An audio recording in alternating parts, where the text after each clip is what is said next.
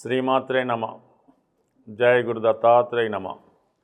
ఈ వీడియోలో మనం మేషరాశి వారికి జనవరి 4వ తారీఖు నుంచి 10వ తారీఖు మధ్యలో జరగబోయే వారఫలాలు తెలుసుకునే ప్రయత్నంలో 2026లో ఇది మొదటి వారంగా ఈ మేషరాశి వారికి ఈ వార ప్రారంభంలో 3వ స్థానంలో ఒక గజకేసరి యోగం అన్నది ఏర్పడడం జరిగింది. ఈ యోగ ప్రభావం వల్ల జాతకుడు అత్యంత ఆత్మీయులైనటువంటి స్నేహితులను కానీ బంధుమిత్రులను కానీ కలుసుకోవడం జరుగుతుంటుంది. వారితో కలిసి ఏదైనా ఒక పుణ్యక్షేత్రాన్ని కానీ ఒక విహారయాత్రకు కానీ వెళ్ళడం జరుగుతూ ఉంటుంది. అలాగే మీరు ఒక అత్యంత ఆత్మీయుడైనటువంటి మిత్రుడిని కానీ మీ యొక్క గురువు గారిని, అంటే చిన్నప్పుడు పాఠాలు నేర్పిన గురువు, మిమ్మల్ని మంచి మార్గంలో పెట్టే గురువు అవ్వచ్చు, లేదంటే మీ తండ్రి సమానమైన వ్యక్తులు మిమ్మల్ని కలుసుకోవడం జరుగుతుంటుంది. వారితో కొన్ని ముఖ్యమైనటువంటి నిర్ణయాలు తీసుకోవడం జరుగుతూ ఉంటుంది. ఏదైనా ఒక గృహ నిర్మాణం కొరకు కానీ ఒక వ్యాపార ప్రారంభం కొరకు కానీ చర్చించుకునే అవకాశం ఉంది. మీరు కొంత పెట్టుబడి పెట్టే విషయంలో మీ యొక్క దగ్గర వారిని సంప్రదించి ఒక నిర్ణయం కూడా తీసుకోవడం జరుగుతూ ఉంటుంది. అలాగే 9వ స్థానంలో ఒక 4 గ్రహాలు ఏర్పడడం జరిగింది.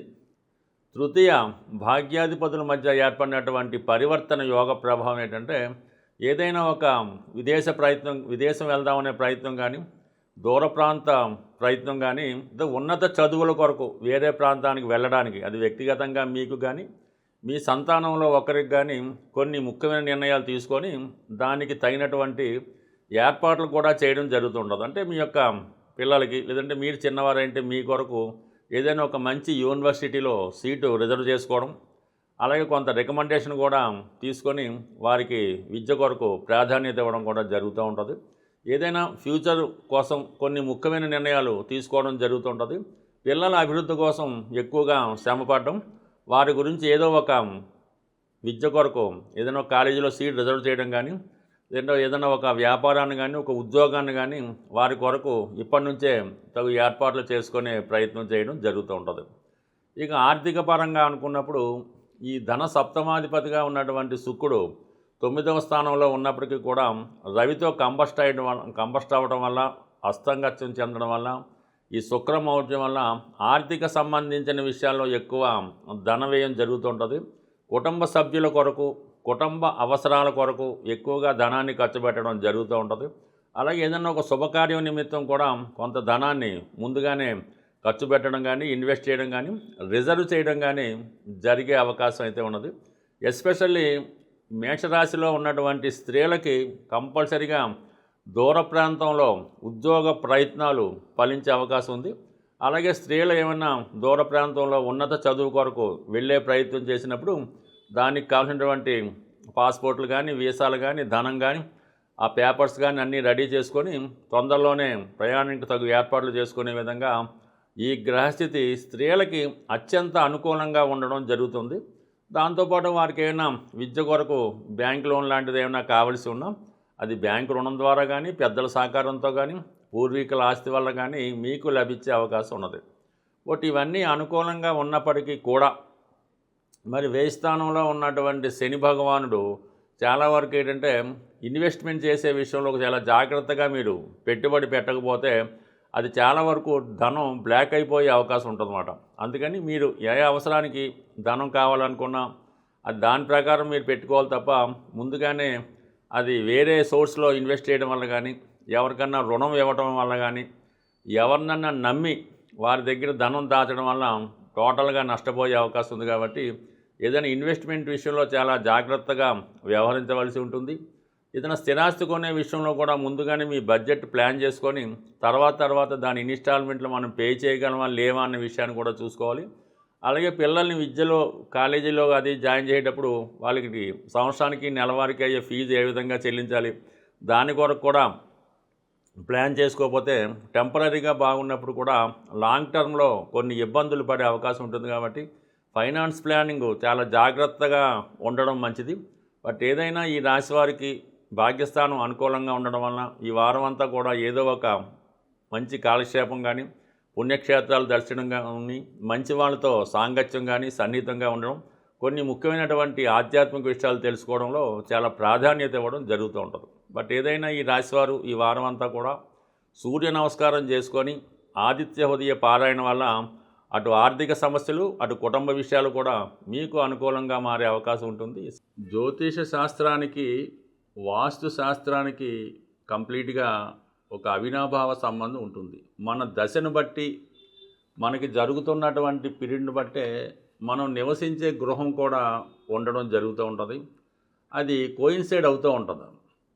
సర్వసాధారణంగా మీరు సొంత గృహం మీకు ఏదో ఊర్లోనో, వేరే స్టేట్లోనో, వేరే రాష్ట్రంలో ఉంటుంది. మీ యొక్క సొంత గృహం మీ తండ్రి గారిదో, తాతగారిదో మీకు వారసత్వంగా అందులో హక్కు ఉంది అనుకుందాం. మీరు వేరే సిటీలో, ఈవెన్ అమెరికాలో కానీ, ఆఫ్రికాలో కానీ, హైదరాబాద్లో ఎక్కడున్నా సరే మీరు ఒక ఇల్లు అద్దెకి తీసుకోవడం జరుగుతూ ఉంటుంది. కేవలం మీ సొంత గృహంలో ఎటువంటి వాస్తు దోషం ఉంటుందో అదే వాస్తు దోషంతో ఉన్న ఇల్లు మాత్రమే మీకు దొరుకుతుంది అద్దెకు ఉండడానికి. లేదు మీరు కొనుక్కోవాలన్నా కూడా అటువంటి వాస్తు దోషం ఉన్న ఇల్లే మీకు కుదరడం జరుగుతూ ఉంటుంది. ఎక్కువగా వాయువ్య దోషం ఎవరికైతే వారి గృహంలో ఉంటుందో వారు నివసిస్తున్న గృహంలో కానీ, కొంటున్న గృహంలో కానీ అదే వాస్తు దోషం అన్నది కంటిన్యూ అవ్వడం జరుగుతూ ఉంటుంది. సో ఇది ఎక్కువగా ప్రస్తుతం ఉన్నటువంటి ఈ పిల్లలకి ఈ పెళ్ళిళ్ళు, అలాగే వాళ్ళ ఉద్యోగాలు, అలాగే విదేశ ప్రయత్నాలు, విదేశంలో ఉండడం, అక్కడ ఉద్యోగం లేకపోవడం, ఇవన్నీ కూడా మీరు నివసిస్తున్నటువంటి గృహంలో ప్రధానంగా ఉన్నటువంటి నైరుతి మరియు వాయువ్య దోష ప్రభావం వల్ల సరిగ్గా మీ యొక్క అమ్మాయినో, లేదంటే మనం ఏదో అనుకుందాం, మీ ఇంట్లో ఒక ఆడపిల్ల ఉంది, బాగా చదివించారు, డిగ్రీ పూర్తయింది, ఉద్యోగం వచ్చింది, ఒక 2 సంవత్సరాలు ఉద్యోగం చేస్తుంది. మీరు ఒక పెళ్ళి ప్రయత్నం చేసి అమ్మాయిని అడుగుతారు, ఏదో చూడమంటుందో చెప్తుంది.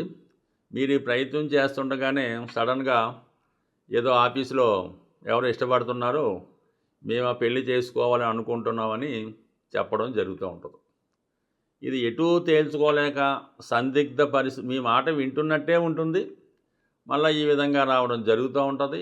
పక్క నుంచి వాళ్ళ ప్రయత్నాలు వాళ్ళలో ఉంటారు, మీ ప్రయత్నాలు మీలో ఉంటారు. ఏ సమస్య కూడా తేలడం అయితే ఉండదు. దానివల్ల ఇల్లంతా కూడా సమస్యగా మారి మిగతా వాళ్ళ మీద కూడా దాని ప్రభావం చూపడం జరుగుతూ ఉంది. సో ఏదైనా మరి ఈ నైరుతి ప్రభావం వల్ల యజమాని అవ్వచ్చు, ఈ వాయువు ప్రభావం వల్ల ఈ అమ్మాయి కావచ్చు, అబ్బాయి కావచ్చు, ఎక్కువగా ఇప్పుడు జరుగుతున్నటువంటి పద్ధతి ప్రకారం కంప్లీట్గా ఇటువంటి ప్రభావం వచ్చింది అంటే మీ పిల్లలు ఎవరో ఒకరు ఈ విధంగా చెప్పినప్పుడు అది మీకు సమ్మతమా, అది ఓకే అసలు సంగతి.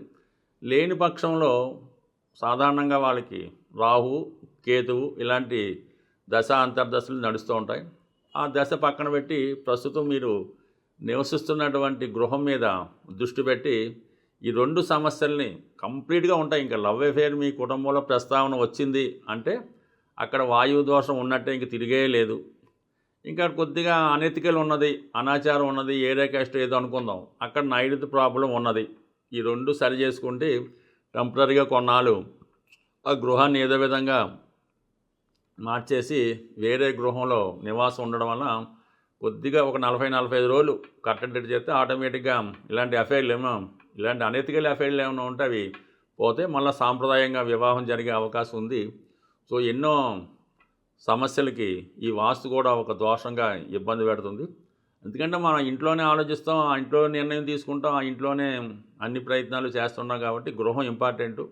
మరొక ముఖ్య విషయం ఏంటంటే మీ గృహంలో పనికిరాని వస్తువులు 1 సంవత్సరం అయినా కూడా దాని ఉపయోగం మనకు ఉండదు. అది కంప్లీట్గా ఇటువంటి డ్యామేజ్లో ఉన్న వస్తువులు, ఇరిగిపోయిన వస్తువులు, పనికిరాని వస్తువులు, వాడని వస్తువులు ఇమీడియట్గా రిమూవ్ చేయడం వల్ల కూడా ఇటువంటి ప్రేమ వ్యవహారాలు, నిరుద్యోగ సమస్యల నుంచి బయటపడడం జరుగుతుంది. స్వస్తి.